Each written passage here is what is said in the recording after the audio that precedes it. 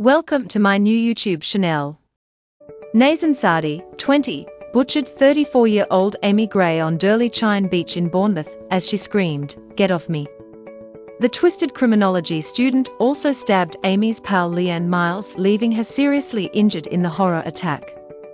Sadi has now been found guilty of murder and attempted murder following a trial. Winchester Crown Court heard the monster had a morbid interest in true crime and horror movies. Sadi was also fascinated by knives, calling himself Ninja Killer on Snapchat, and carried out chilling searches for Brianna Gay's murder and serial killer Levi Belfield. He would quiz his lecturers at Greenwich University about how to get away with killing, prompting one to ask, "You're not planning a murder, are you?" On May 20th, the monster started to make his macabre fantasy a reality as he traveled to Durley Chine on a recce mission. CCTV showed Sadi prowling the beach at night dressed in dark clothing while he hunted for a good spot. 4 days later, he returned to Bournemouth to carry out the gruesome killing. Amy and Leanne had been chatting next to a fire to keep warm when Sadi struck in an act horrifying in its savagery and in its randomness.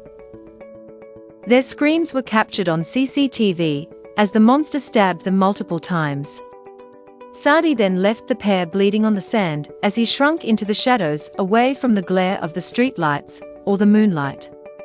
In a harrowing 999 call, Leanne was heard crying out in pain as she told the operator, "I have been stabbed loads of times. Oh my God, I am getting dizzy, please hurry up, please hurry up." Paramedics raced to the scene, but personal trainer Amy was already cold to the touch. Her cause of death was given as multiple stab wounds to her chest and arm, including one to her heart.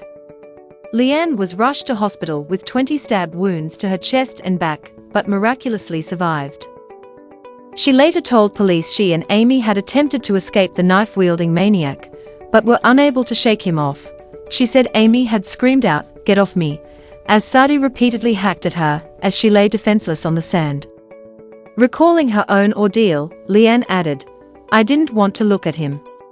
I couldn't look at him. And I told him, I said, please stop. I said, please stop, I've got children. And then I think that's when he started to go, he walked away." Officers trawling through CCTV of the moments leading to the attack were able to snare Sadi when he was positively identified by a witness. In his police interview, he said he had an interest in true crime and enjoyed horror movies. He also admitted visiting Bournemouth, but said he might have suffered a blackout or been affected because he had been drinking. But police discovered he had carried out a string of twisted web searches leading up to the attack. This included Bournemouth CCTV. And is Bournemouth Beach open all night, just days before the murder? Sadi had also searched how sharp are kitchen knives, and why is it harder for a criminal to be caught if he does it in another town? The killer had purchased a number of knives, but the ones used in the attack have never been found. Officers also seized a blue trespass rucksack, which contained white latex gloves, 2 of which were inside out, as well as a black balaclava, a torch, used wet wipes, and a packet of tissues. In his police interview, Sadi told officers he was not the man seen in CCTV on the night of the attack.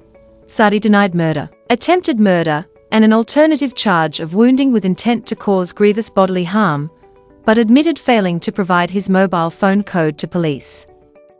He will be sentenced at a later date. Stay connected with us by subscribing our channel to get all such videos first.